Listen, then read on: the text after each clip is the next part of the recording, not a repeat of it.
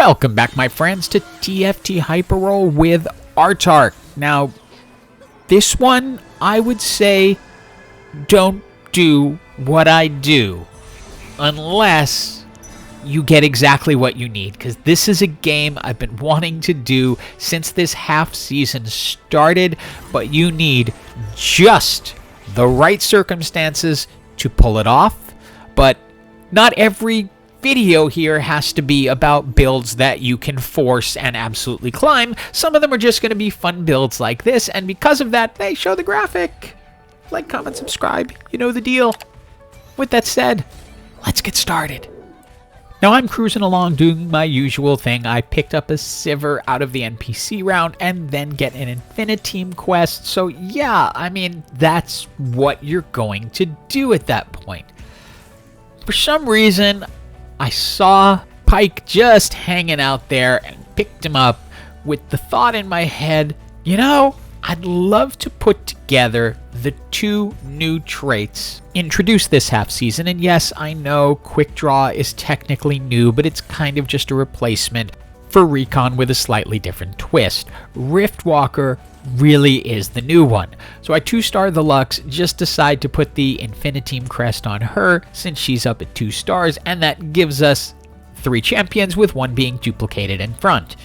I've said this a bunch of times already, I find InfiniTeam to be one of the strongest early game comms simply because you're getting an extra champion with an item, so you have a good chance of winning early. And wouldn't it be great if early game is all that mattered sometimes, because I've gotten into round 7 without losing a single match and then had it all collapse because I couldn't fill things in. And I've managed to get everyone 2-starred, so the team's getting even stronger as we're going. Again, early game, you're likely going to win with InfiniTeam. It's just how it fills out from there and where you take it that's going to make the big difference. Item choice, I'm grabbing the needlessly large rod originally to put a Rage Blade on Sivir, but then I get the Vex and go, you know what, I'm going to hold that rod because that might be useful for Vex in the future. Now at this point, I'm definitely thinking it, but I'm not sure. I'm picking up the champions for Riftwalker, but I don't know what the rest of this game is going to pull off, so I'm not committed to it, but I've just always loved the idea of combining those two traits. It's time for augment number 2, and I can't resist some thrill of the hunt. 550 health instead of the old 700, but I'm still happy to have burst healing. And at this point, I could not ignore the misfortune in the shop, because that is a quick draw and works into the InfiniTeam quick draw build, so I had to bring her in, but I'm not itemizing yet because, one, I have a lot of room since this will, well, be my first loss, but also I'm still holding on to this crazy dream of doing InfiniTeam and Riftwalkers together.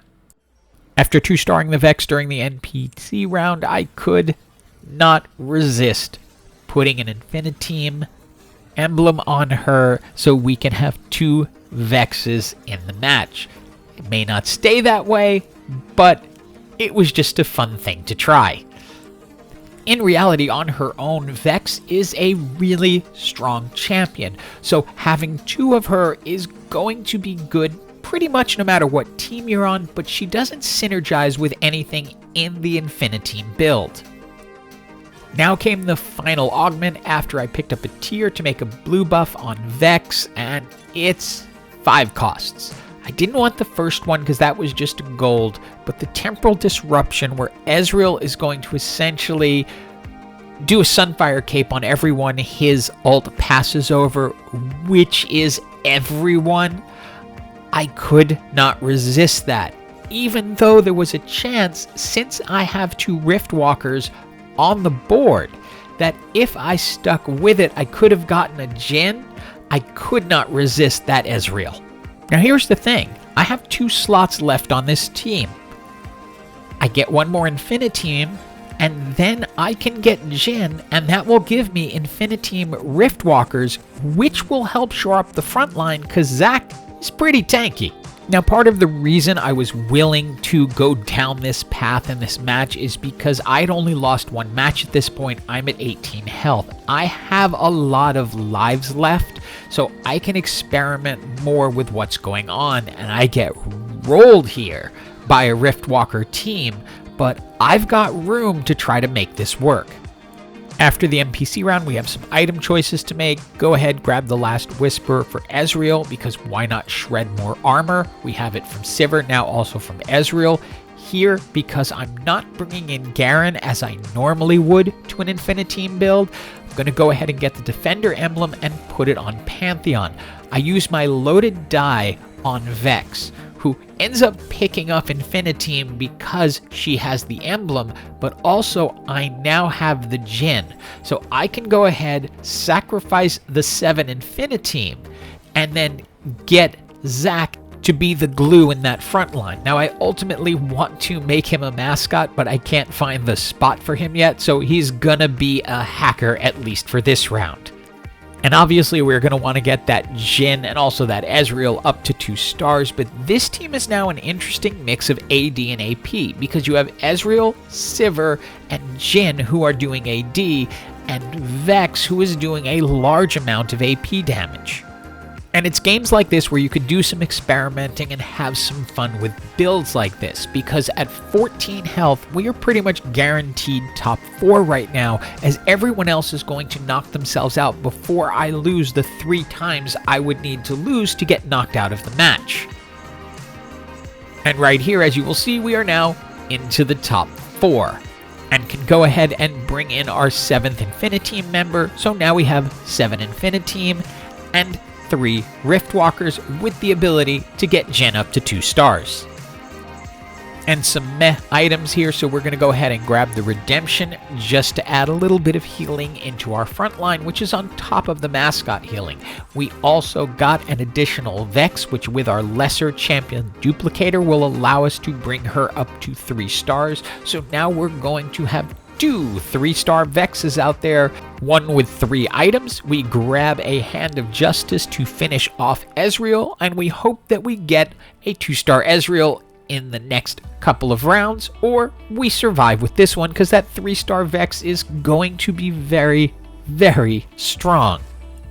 Now, Warwick still remains a strong unit, but our front line, especially with Zac and the fact that we ended up with a second Redemption on the clone of Shen, really made it hard for anything to get through that front line, and what little did got taken out very, very quickly.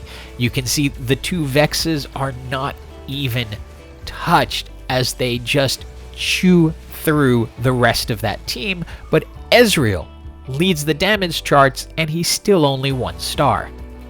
But presuming you have your friend at Riot, that will not last long. Thank you, Gary, for the 2-star Ezreal. And it is now a 1v1, 2 people with 8 points, so it's going to be a minimum a 2-round fight. And the dangerous part is that is an underground team, so we don't know how many times they have opened that vault, or if they have huge rewards waiting that are going to make them suddenly OP. They add a couple of Tactician's Crowns in there, and this team could become impossible to beat. Defeating them is just going to give them more cracks at the vault. But I didn't have to worry about that, because they've got 2 Samiras on their team, one with a Collector, which is kind of a silly item since she executes at 15, but yeah. I've got 1 life left. I've got to take them out now twice in a row.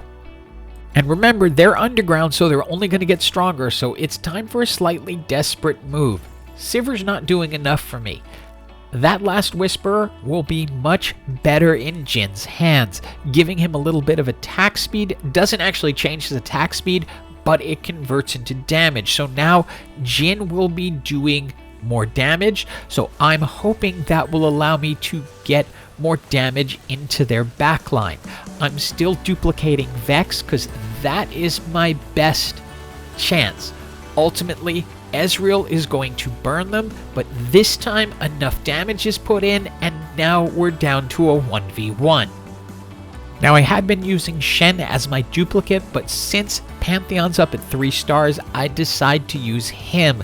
This is it. They've cashed in whatever they can cash in, and we either win or lose at this point because there is no tomorrow anymore. Ezreal, perfect ult, left with Fiddlesticks, we're able to clear it out, and it's GG to everyone. This is a really fun build. Don't try it unless you get the InfiniTeam emblem, and then only if you have a really strong start, but it is fun.